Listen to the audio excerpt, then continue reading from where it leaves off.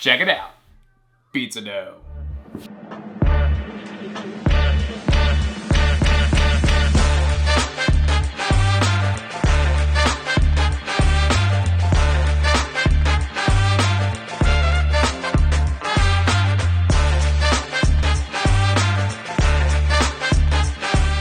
This is my ultimate heavy hitter, multi-purpose, no fuss, wicked easy pizza dough recipe.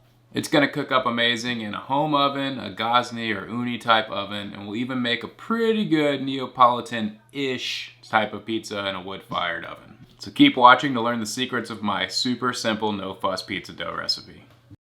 This is a 5-ingredient recipe. Filtered water, all-purpose flour, active dry yeast, fine sea salt, and olive oil. We're going to kick things off with 650 grams of room temperature filtered water into the mixing bowl with you. To that we are going to add 4 grams of active dry yeast. My scale doesn't do a good job with small measurements like single grams, so it's approximately 1 teaspoon's worth of active dry yeast. Into the mixing bowl and give that a little stir. Now we add 1,000 grams of all-purpose flour, something with a protein content around 12%. I know what some of you are thinking. What? He's not using 00 Italian flour? Who does this piece of shit think he is? Yes, 00 makes good pizza, and it's the official requirement of Neapolitan-style pizza. However, in the US, 00 is typically not as fresh or as easily available as good all-purpose flour. Moving on, we add 20 grams of fine sea salt to the mix. Turn the mixer on low and let it rock until the dough pulls away from the side of the bowl. If you don't have a mixer, no worries. Just use a large mixing bowl and large wooden spoon.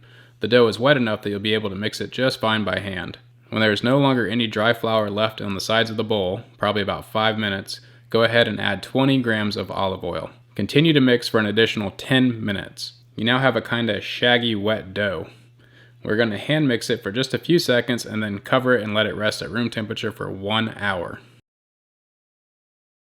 1 hour later. The dough has some life to it now. The flour is fully hydrated and we have some good strong gluten. Gluten. Go ahead and magically appear a cutting board and a bench knife so that you can portion up your dough. You're trying to get dough balls that are about 250 grams each. Give or take 20 to 30 grams, who cares? This will yield 7 dough balls that are going to make a 12-inch pizza each. To shape the dough ball, stretch it in opposite directions and then fold it into itself. Turn it 90 degrees and repeat. Do this 7 to 8 times for each dough ball until you have a smooth, mostly round ball. Pinch the bottom of the ball together to seal it up.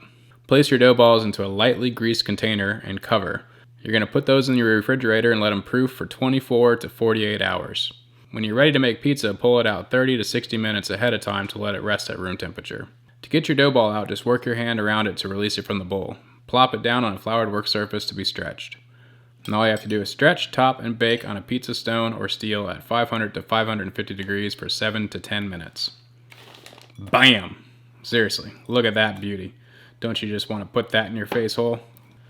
Want more pizza shenanigans? Then don't forget to punch that subscribe button right in its stupid face. Thanks for watching.